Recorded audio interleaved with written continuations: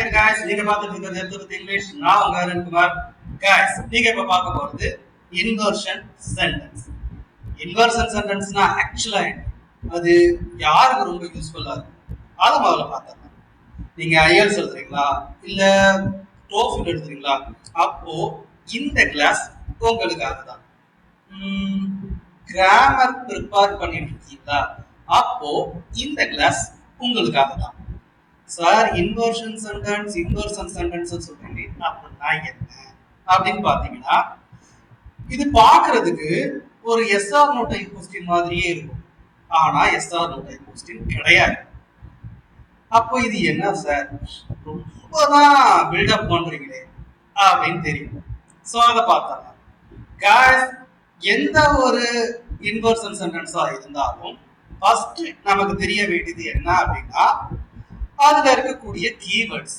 சில பேர் அதை அட்வர்பியல்னு சொல்லுவாங்க சில பேர் அதை ஃப்ரேஸ்ன்னு சொல்லுவாங்க பட் நம்ம கீவேர்ட்னே போயிடும் நம்ம காலகாலமா பயன்படுத்திட்டு இருக்கிற விஷயம் என்ன அப்படின்னு பாத்தீங்கன்னா கீவேர்ட்ஸ் அதுலயே போயிடலாம் ஒரு செட் ஆஃப் கீவேர்ட்ஸ் எடுத்துக்கலாம் Harley barely scarcely and rarely இந்த 4 விஷயத்தையும் பாத்தீங்கன்னா எப்பவாவது சோ இந்த விஷயம் தான் இன்வர்ஷன் சென்டென்ஸ்ல இது one set of the keywords தான் இந்த விஷயம் ஆஃப் கோர்ஸ் ஒரு பெரிய ரோல் ப்ளே பண்ணும் இன்வர்ஷன் சென்டென்ஸ் சரி இது நார்மலா நானே பார்த்திருக்கேனே ஒரு சென்டென்ஸ் ஸ்ட்ரக்சர்ல for example I rarely attend the class punctually உண்மைதான் என்னோட மோஸ்ட் ஆஃப் த ஸ்டூடெண்ட்ஸ் பாத்தீங்கன்னா எப்பவாவது தான் பங்க்சுவலா கிளாஸ் அட்டெண்ட் பண்ணுவாங்க ஓகே இதுல என்ன இன்வர்ஷன் சென்டென்ஸ் இதுல என்ன பில்டப் வேண்டி இருக்கு பட் இன்வர்ஷன் சென்டென்ஸ்ல சென்டென்ஸோட முதற் பகுதி சென்டென்ஸோட ஆரம்ப பகுதியிலேயே அந்த நெகட்டிவ் ஃப்ரீக்வன்சி வந்துரும் நெகட்டிவ் ஃப்ரீக்வன்சினா என்ன அப்படின்னு பாத்தீங்கன்னா அந்த கீவேர்ட்ஸ் தான் அந்த கீவேர்ட்ஸ் சென்டென்ஸோட ஆரம்ப பகுதியிலேயே வந்துரும் வெயிட் நீங்க சொல்றது சப்ஜெக்ட்டுக்கு முன்னாடி ஓகே அது என்ன பிரமாதம் இன்னொரு ஸ்பெஷல் ஒரு விஷயம் இருக்கு அது என்னன்னு பாத்தீங்கன்னா இந்த கீவேர்ட்ஸ்க்கு அடுத்து சப்போர்ட்டிவ் வெர்பும் வரும் இந்த கீவேர்ட்ஸ்க்கு அடுத்து சப்போர்ட்டிவ் வெர்ப் வரும் அதுக்கப்புறமேட்டு தான் சப்ஜெக்ட் அதுக்கப்புறமேட்டு தான் verb அப்புறமேட்டு கம்ப்ளீட்டர்னா கம்ப்ளீட்டர் அப்புறமேட்டு ஆப்ஜெக்ட்னா ஆப்ஜெக்ட் தேவையான நெசசிட்டி எலிமெண்ட்ஸ்லாம் அதுக்கப்புறமேட்டு தான் வரும் so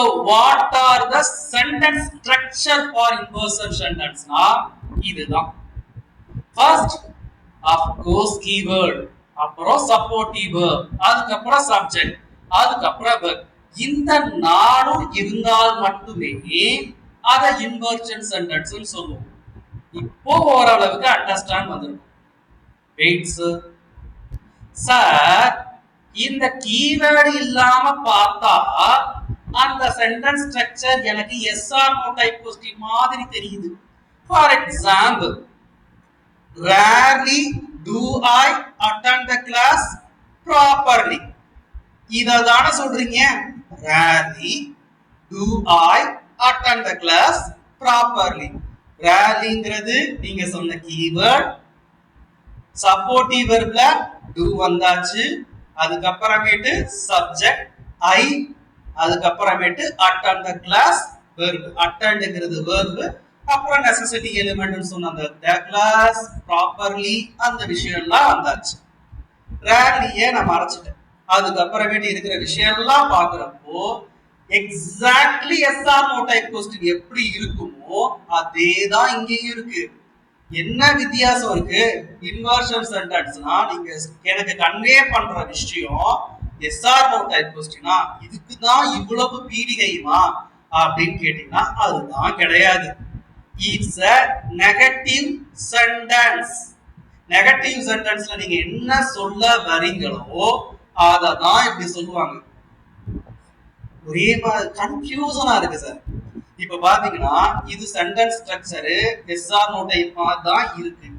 பட் நெகட்டிவ் சென்டென்ஸ் ஸ்ட்ரக்சர்ல சொல்றீங்க, புரியலையே அப்படின்னு பாத்தீங்கன்னா guys, பிரிட்டன்ல அண்ட் அமெரிக்கன்ல இந்த மாதிரியான விஷயங்கள், அதுவும் இன்வர்ஷன் சென்டென்ஸ் ரொம்ப popular. For example no one time to I திங்க்ங்கிற விஷயம், இந்த மாதிரி ஏகப்பட்ட விஷயம் சொல்லலாம். இந்த மாதிரியான விஷயங்கள்லாம் ரொம்ப பாப்புலரான விஷயங்கள். அது போக போயட்ரிக்ல மோஸ்ட்லி இந்த மாதிரியான விஷயங்கள் அடிக்கடி பார்க்கலாம், காமனா இருக்கக்கூடிய விஷயங்கள் தான். சரி, பொயட்ரிக்னு சொல்றீங்க, வேற எந்த இடத்துல நான் யூஸ் பண்ண போறேன்?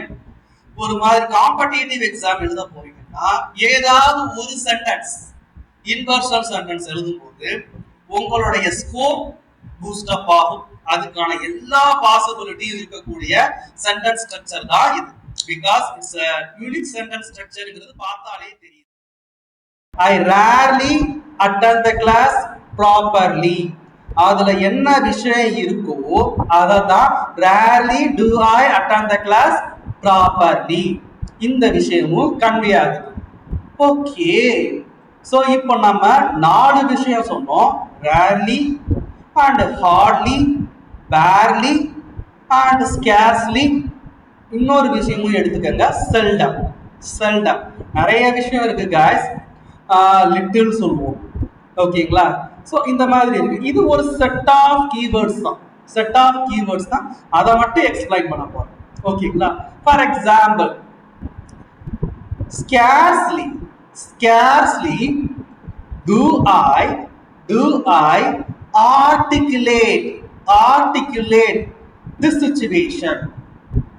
எப்பவாது தான் ஒரு சில இந்த சிச்சுவேஷனை என்னால கிளியரா எக்ஸ்பிளைன் பண்ண முடியும், கிளியரா கன்வே பண்ண முடியும். நானே ஒரு மிஸ்கம்யூனிகேட் பண்ற ஆளு, நானே என்னால எக்ஸாக்டா அதை கன்வே பண்ண முடியாது. அப்கோர்ஸ் என்னால அதை புரிஞ்சுக்க முடியும், பட் என்னால அதை சொல்ல முடியாது, கரெக்டா கன்வே பண்ண முடியாது. ஆர்டிகுலேட்னா என்னதுன்னா கன்வே எக்ஸாக்ட்லி, கன்வே எக்ஸாக்ட்லி. அதை தான் நான் சொல்றேன். Rarely do I articulate the situation. Rarely do I articulate the situation. புரியுதுங்களா? ஸோ இந்த விஷயமா இருக்கட்டும், ஸ்கேர்ஸ்லிக்கும் பொருந்தும். அதை நீங்க எப்படின்னா இதுக்கு அடுத்து நீங்க ரேர்லியை எடுத்துட்டு ஸ்கேர்ஸ்லி போடலாம், செல்டம் போடலாம், பேர்லி போடலாம், இந்த மாதிரியான விஷயங்கள் தான். And barely do I go to theatre, இது நிறைய பேர் சொல்லுவாங்க, ஓகேங்களா? barely do I go to theatre, நான் எப்பவாவது தான் தியேட்டர் போவேன். ஸோ இந்த எல்லா விஷயத்தையும் பார்க்குறப்போ நமக்கு தெரிகிற விஷயம், எப்பவாவது தான் நான் அப்கோர்ஸ் ஏதோ ஒரு விஷயத்த செய்யறது, ஒரு ஆக்ஷன் செய்யறப்போ இந்த விஷயம்லாம் சொல்லுவோம். பட் அதுல இருக்கக்கூடிய சென்டென்ஸ் ஸ்ட்ரக்சர் நான் ஆல்ரெடி சொன்னது தான். கீவேர்ட் இருக்கணும், அதுக்கப்புறமேட்டு சப்போர்ட்டிவ் வெர்ப், அதுக்கப்புறமேட்டு சப்ஜெக்ட், அதுக்கப்புறமேட்டு வெர்ப். இந்த மாதிரி இருக்கும்போது தான் guys அதுக்கு பேரு இன்வர்ஷன் சென்டென்ஸ். ஒன் திங், ஒரு வேளை சப்ஜெக்ட்டுக்கு அப்புறமேட்டு நீங்க கீவேர்ட் போறீங்க. ஃபார் எக்ஸாம்பிள் இப்படி சொல்றீங்க, ஐ ரேர்லி அட்டெண்ட் த கிளாஸ். அதுக்கு நான் do I rarely attend the class போட்டீங்கன்னா கண்டிப்பா அது இன்வர்ஷன் சென்டென்ஸ் ஆகாது. எப்பவுமே அந்த rarely, scarcely, barely, seldom இந்த மாதிரியான கீவேர்ட் சென்டென்ஸோட முதற் பகுதியில இருக்கணும்.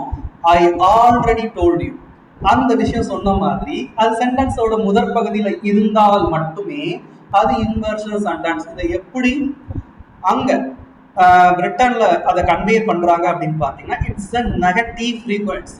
நெகட்டிவ் ஃப்ரீக்வன்சி இருக்கக்கூடிய வேர்ட் சென்டென்ஸோட முதற் பகுதியிலே இருக்கணும். அந்த சப்ஜெக்ட்டுக்கு அடுத்து போறீங்க, வெர்புக்கு அடுத்து வருது அப்படின்னா கண்டிப்பா அது இன்வர்ஷன் சென்டென்ஸ் கிடையாது.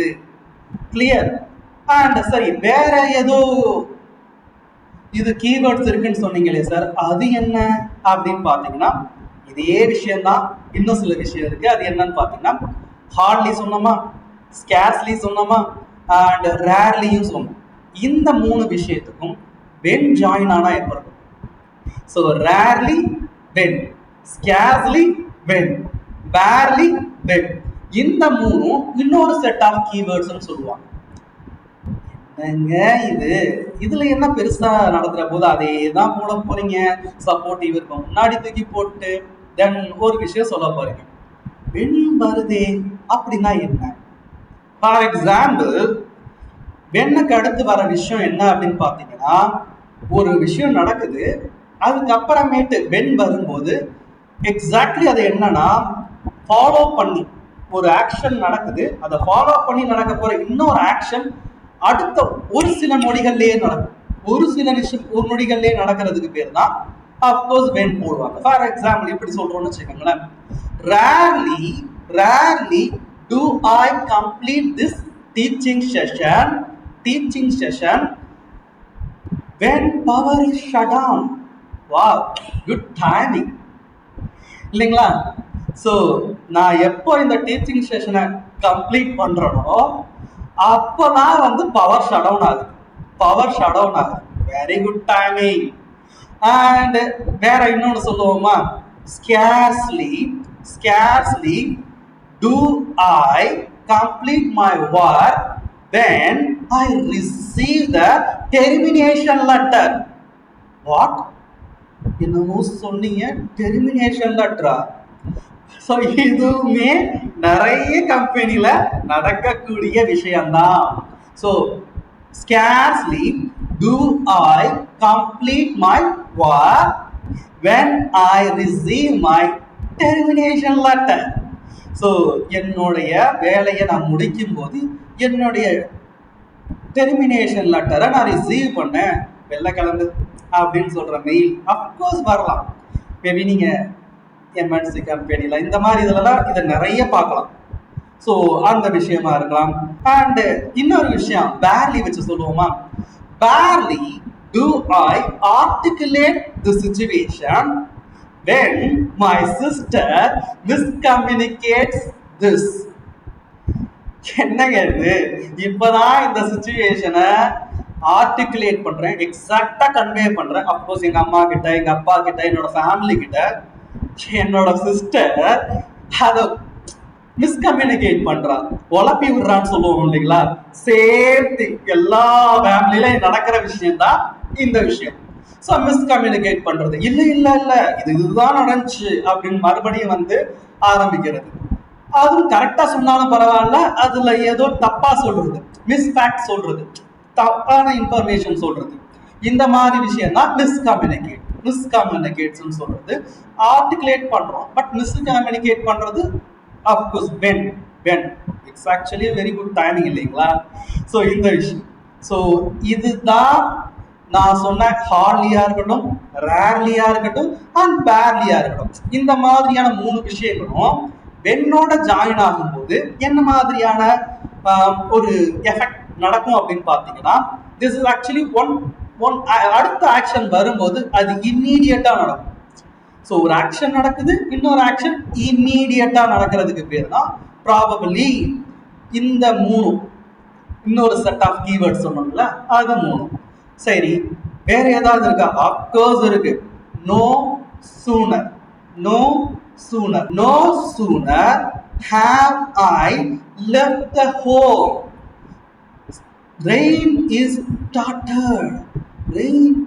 started. நான் வெளியில வர கூட இல்லை, மழை ஸ்டார்ட் ஆயிருச்சு. இப்படி கூட சொல்லலாம். No sooner have I left my home, this is rain, cats and dogs. இந்த விஷயமும் சொல்லலாம். cats and dogsனா உங்களுக்கே தெரியும், ஹெவிலி பர்டிகுலரா ரெயினுக்கே சொல்லுவாங்க.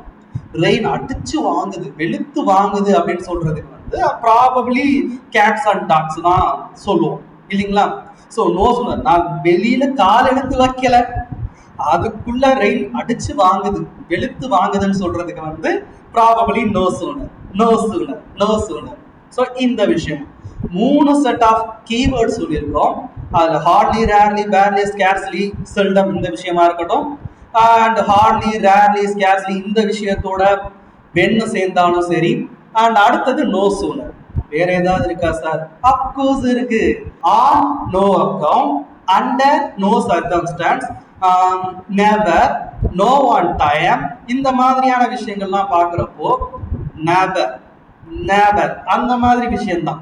For example, no one time do I think, no one time do I think you behave like this. நீங்க இந்த மாதிரி பிஹேவ் பண்ணுவீங்கன்னு நான் யோசிச்சது கூட இல்ல. This is actually never, never. இத நார்மலா எழுதுனா எப்படின்னா, I never think, I never think you behave like this, you behave like this. இதே விஷயத்தை தான் நம்ம no one time போட்டு இன்வர்ஷன் சென்டென்ஸ்ல சொல்றோம். No one time do I think you behave like this, you behave like this. வேற என்ன சொல்லலாம் அப்படின்னு பாத்தீங்கன்னா, under no circumstance should you show this letter to any person. இந்த கடிதத்தை யார்கிட்டையும் காட்டக்கூடாது. சோ இந்த விஷயமா இருக்கட்டும். ஒன்லி இந்த ஒன்லி வேற மாதிரி வேர்ட்ஸோட ஜாயிண்ட் ஆச்சுன்னா அஃப்கோர்ஸ் அதுக்கான கீவேர்ட்ஸ் இருக்கு. அது செட் ஆஃப் கீவேர்ட்ஸ் பார்ப்போம். First only. He only called me when he need help.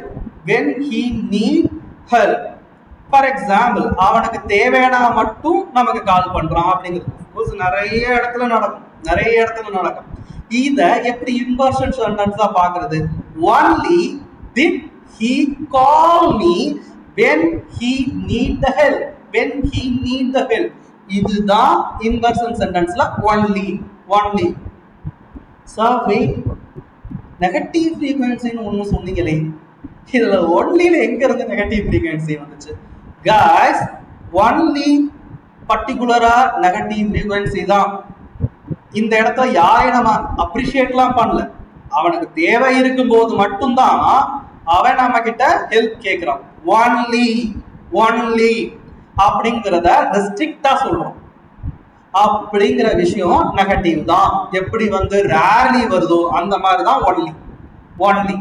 So of course இப்போ ஒன்லி ஆஃப்டர்னு இருக்கு. அது பாத்தீங்கன்னா, only after the lunch can you go to play. So இந்த விஷயமா இருக்கு. ஆஃப்கோர்ஸ் இது நிறைய ஸ்டூடெண்ட்ஸ் கிட்ட சொல்லப்படுற விஷயம் தான். லஞ்ச் முடிச்சதுக்கு அப்புறமேட்டு நீ விளையாடலாம். Only after completing your lunch can you go to play. இந்த விஷயம் ரொம்ப பொருத்தமா இருக்கும். பிகாஸ் என்னோட வீட்டுல என்னோட நீஸுக்கு அவன் லஞ்ச் சாப்பிடவே மாட்டாங்க. அவங்க லஞ்ச் சாப்பிட்டு முடிச்சதுக்கு அப்புறம் வேணா நீங்க விளையாடலாம் அப்படின்னு சொன்னோம்னா லஞ்ச் முடிச்சிருவாங்க. ஸோ இந்த விஷயம் அப்கோர்ஸ் எல்லா வீட்லயும் இருக்கக்கூடிய விஷயம் தான்.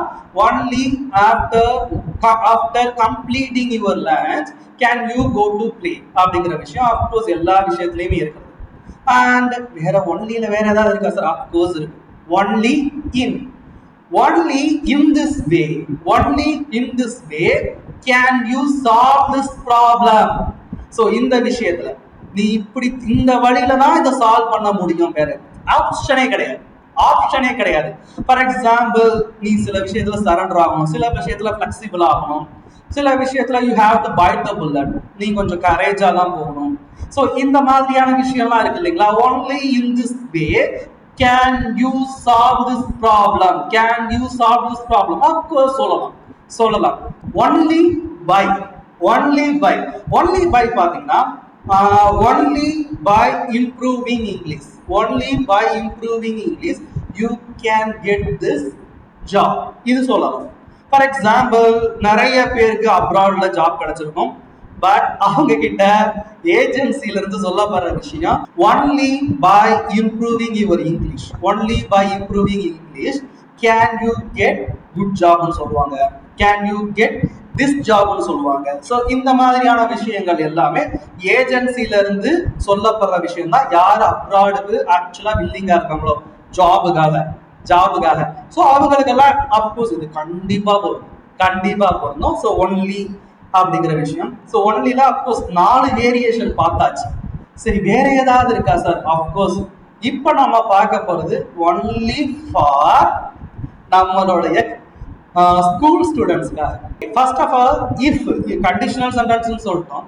அப்போ இஃப்ங்கிறது தான் ப்ராபபிலி கண்டிஷனல் சென்டென்ஸாவே இருக்க முடியும். என்னவா இருக்கும்? If customer this to cancel their booking they have to inform us within 3 days. Okay, இதுல என்ன சார் இன்வர்ஷன் சென்டென்ஸ் இருக்கு? இதுல எந்த விதமான நெகட்டிவ் ஃப்ரீக்வன்சியும் இல்ல, எதுவுமே கிடையாது गाइस. ஒரு சென்டென்ஸ் கண்டிஷனல் சென்டென்ஸா இருக்கும்போது அதுலயும் செகண்ட் சென்டென்ஸ் பார்க்கிறதுக்கு இட்ஸ் அ பாசிபிள் தான். அதுவும் 3 நாள்ல அவங்க இன்ஃபார்ம் பண்ணிட்டா அது கேன்சல் ஆயிரும் தான். சோ அந்த மாதிரியான பாசிபிளா இருக்கக்கூடிய விஷயத்தை சொன்னாங்கன்னா should customer wish to cancel their booking they have to inform us within 3 days. இதுல பாத்தீங்கன்னா should இருக்கும், should if இருக்கிற இடத்துல இருக்கும். ஓகேங்களா? சோ அதுதான் இன்வர்ஷன் சென்டென்ஸ்ல, அதுவும் கண்டிஷனல் சென்டென்ஸோட ஃபர்ஸ்ட் ரூல். அடுத்தது பார்க்கறது இது வந்து அஃப்கோர்ஸ் நான் ஃபர்ஸ்ட் ரூல் சொல்லிட்டோம். செகண்ட் ரூல் என்ன சார் அப்படின்னு பார்த்தீங்கன்னா அதுவும் இஃப் தான். If I were Superman I would fly. இது 6th 7thலலாம் ரொம்ப பாப்புலரான ரொம்ப காமனான ஒரு விஷயம் தான். அதுலயும் இஃப் அது ஓகே கண்டிஷனல் சென்டென்ஸ் நம்மளால புரிஞ்சுக்க முடியுது. ஐ பக்கத்துல பாத்தீங்கன்னா வேர், அது எப்படி வேர்?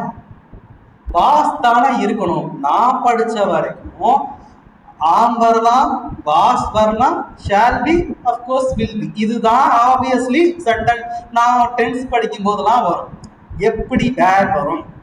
ஒரு வேலை செகண்ட் சென்டென்ஸ் அல்லது ஃபர்ஸ்ட் சென்டென்ஸ், இது ரெண்டுமே பாத்தீங்கன்னா நான் சூப்பர்மேனா இருந்தா இட்ஸ் இம்பாசிபிள் ஆர் இமேஜினேஷனா ஒரு விஷயம் சொல்லும் போது அது வேர் வச்சு வரலாம். சோ இதை எப்படி गाइस நாம வந்து இன்வர்ஷன் சென்டென்ஸ்ல எழுதுறதுன்னு பாத்தீங்கன்னா அந்த வேற தூக்கி முன்னாடி போட்டுருவோம். வேர் ஐ சூப்பர்மேன் ஐ வுட் ஃப்ளை. அவ்வளவுதான். இந்த ஒரு இமேஜினேஷன் அண்ட் அல்லது இம்பாசிபிள் ஒன்னோட ஆக்சுவல் இன்வர்ஷன் சென்டென்ஸ் இவ்வளவுதான். அடுத்து நம்ம பார்க்க போறது அஃப்கோர்ஸ் தேர்ட் ஃபார்முலா தான். இப்போ வரைக்கும் பார்த்தது பாத்தீங்கன்னா ஃபர்ஸ்ட் கண்டிஷன் செகண்ட் கண்டிஷன் பார்த்துட்டோம். தேர்ட் ஃபார்முலா என்ன அப்படின்னு பாத்தீங்கன்னா ஒன்றும் இல்லை, பெர்ஃபெக்ட் டென்ஸ் தான். பெர்ஃபெக்ட் டென்ஸ் பாத்தீங்கன்னா if I had good skill I would have gotten good job. would have பக்கத்துல would வந்திருக்கு, அதுக்கப்புறமேட்டு have வரும், gotten good job. இதுதான் பக்கா பெர்ஃபெக்ட் டென்ஸோட ரூல். இதுல தான் நம்ம என்ன பண்ண போறோம் அப்படின்னு பாத்தீங்கன்னா had முன்னாடி வந்துடும். had I good skill I would have gotten good job. so இந்த விஷயம் தான். இதையும் நிறைய இடத்துல பார்த்திருக்கலாம். had முன்னாடி வந்திருக்கும். so இப்ப நம்ம எடுத்து விட்டுருப்போம். so இது தான் ஆக்சுவலி இன்வர்ஷன் சென்டென்ஸ்ங்கிறது. இப்ப நம்ம அடுத்து பார்க்க போறது வந்து பாத்தீங்கன்னா எக்ஸ்ட்ரா. இது பாத்தீங்கன்னா நாட் அன்டில்னு சொல்லலாம், நாட் சின்ஸ்னு சொல்லலாம், நார்னு சொல்லுவாங்க. இந்த மாதிரி விஷயங்கள் கூட இன்வர்ஷன் சென்டென்ஸ் தான். நான் நாட் அன்டில்க்கு சொல்றேன். For example, not until you finish your homework. Not until you finish your homework can you go outside. நீ ஹோம்வொர்க் முடிக்காத வரைக்கும் நான் வெளியில போக முடியுமா? புரியவே இல்லையே சார், இதுல என்ன சார் நீங்க சொல்ல வரீங்க? அத இன்னொரு விஷயத்துல சொல்லாமா?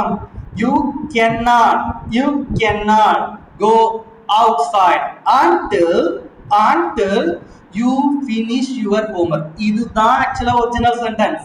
இததான் not until you finish your homework can you go outside ன்னு சொல்லியிருக்கோம்.